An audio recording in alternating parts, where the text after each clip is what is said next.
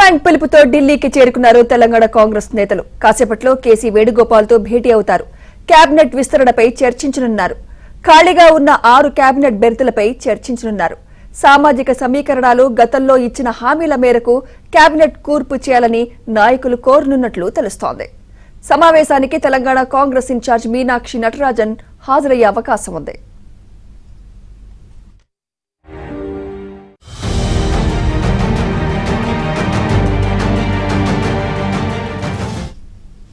ఇదే అంశంపై మరింత సమాచారం మా ఢిల్లీ ప్రతినిధి సతీష్ అందిస్తారు. సతీష్.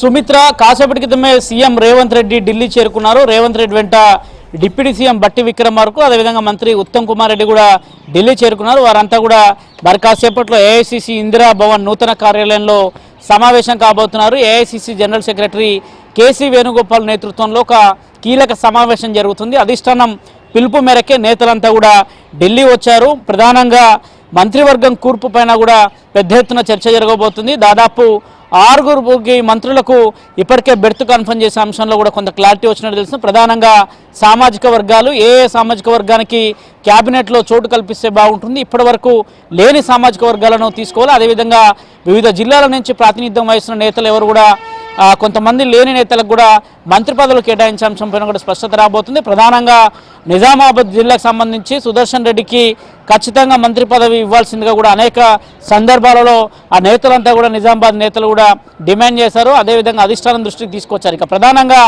మంచిర్యాలకు సంబంధించిన విషయంలో మాత్రం ప్రేమ్ సాగర్ రావు కాంగ్రెస్ పార్టీ సీనియర్ నేతగా ఉన్నారు. అదేవిధంగా ఎంపీ ప్రస్తుతం ఎమ్మెల్యేగా ఉన్న వివేక్ సైతం కూడా రేస్లో ఉన్నట్టు తెలుస్తుంది. మరోవైపు నల్గొండ జిల్లాకు సంబంధించిన అంశంలో ప్రధానంగా రాజగోపాల్ రెడ్డి పేరు వినిపిస్తుంది. రాజగోపాల్ రెడ్డికి లోక్సభ ఎన్నికల వేళ ఆయనకు కూడా హామీ ఇచ్చినట్టు తెలుస్తుంది. ఆ హామీని నెరవేర్చే అంశం పైన కూడా ఈరోజు సుదీర్ఘంగా చర్చ జరగబోతుంది. ఇక మహబూబ్నగర్కు సంబంధించి వాకాటి శ్రీహరి ముదిరాజ్ ఇప్పటి వరకు రాష్ట్ర మంత్రివర్గంలో ముదిరాజ్ సామాజిక వర్గానికి సంబంధించిన నేతలకు చోటు దక్కలేదు. ఖచ్చితంగా వాకాటి శ్రీహరి ముదిరాజుకు కూడా ఈసారి చోటు దక్కుతుందని చెప్తున్నారు. మరోవైపు విప్పుకు సంబంధించిన అంశం కావచ్చు, అదేవిధంగా డిప్యూటీ స్పీకర్కి సంబంధించిన అంశం పైన కూడా ఈరోజు జరగబోయే సమావేశంలో క్లారిటీ వచ్చే అవకాశాలని. మరోవైపు అనేక మంది కూడా రేస్లో ఉన్నారు. ఇక హైదరాబాద్కు సంబంధించి మల్రెడ్డి రంగారెడ్డి గతంలో కూడా గెలుస్తూ వచ్చాను. ప్రస్తుతం జరిగిన పరిణామాలు కావచ్చు, ఇటీవల ఆయన ఏఐసీసీ అధ్యక్షుడికి రాహుల్ గాంధీకి కూడా ఒక లేఖ రాయడం జరిగింది. వారికి సంబంధించిన అంశం కూడా స్పష్టత వచ్చే అవకాశం. అనూహ్యంగా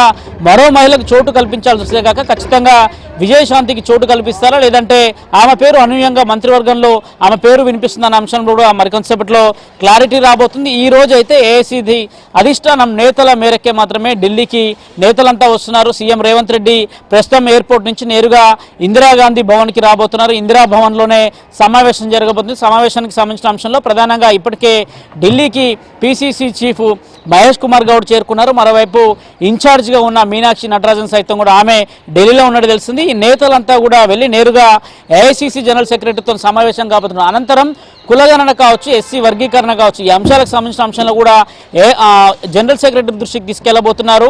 ప్రధానంగా ఏప్రిల్ లోపే, అంటే దాదాపు పార్లమెంట్ సమావేశాలు ఏప్రిల్ 4వ తేదీన ముగుస్తున్న నేపథ్యంలో ఏప్రిల్ 15 లోపే రాష్ట్రంలో 2 భారీ బహిరంగ సభలు ఏర్పాటు చేస్తే బాగుంటుందని ఇప్పటికే కులగణనకు సంబంధించిన అంశంలో బీసీ రిజర్వేషన్ 42% పెంచుతున్నట్టు కూడా తెలంగాణ అసెంబ్లీలో ఆమోదించిన బిల్లు అంశాన్ని కూడా రాహుల్ గాంధీకి వివరించే అవకాశాలు ఉన్నాయి. ప్రధానంగా ఆ అంశాన్ని తీసుకురాబడుతున్న స్థానిక సంస్థల ఎజెండాగా కూడా కాంగ్రెస్ పార్టీ వ్యూహ రచనలు చేస్తుంది. అందులో భాగంగానే మెదక్ కావచ్చు, సూర్యాపేటలో కావచ్చు 2 వేరువేరు సభలు, ఒకటి ఎస్సీ వర్గీకరణకు సంబంధించిన సభ అయితే మరోవైపు బీసీ కులగణనకు సంబంధించిన సభలు ఏర్పాటు చేయాల్సింది కూడా కోరబోతున్నారు. గతంలో పెండింగ్లో ఉన్న కార్పొరేషన్కి సంబంధించిన అంశాలపైన కూడా క్లారిటీ వచ్చే అవకాశాలు. ఇటీవల కార్యకర్తలను ఉద్దేశించి కూడా కష్టపడిన వారికి అనేక పదవులు ఇస్తుంది కాంగ్రెస్ పార్టీ అని కూడా అనేక సందర్భాలలో సీఎం రేవంత్ రెడ్డి చెప్పిన అంశంలో ప్రధానంగా ఈరోజు జరగబోయే అంశంలో కూడా ఖచ్చితంగా కూడా ఇప్పటివరకే మంత్రివర్గం కూర్పుకు సంబంధించిన దాదాపు 1 ఏడాది కాలం ప్రభుత్వం పూర్తి చేసుకున్న నేపథ్యంలో ఖచ్చితంగా మంత్రివర్గ కూర్పుకు సంబంధించి మొత్తం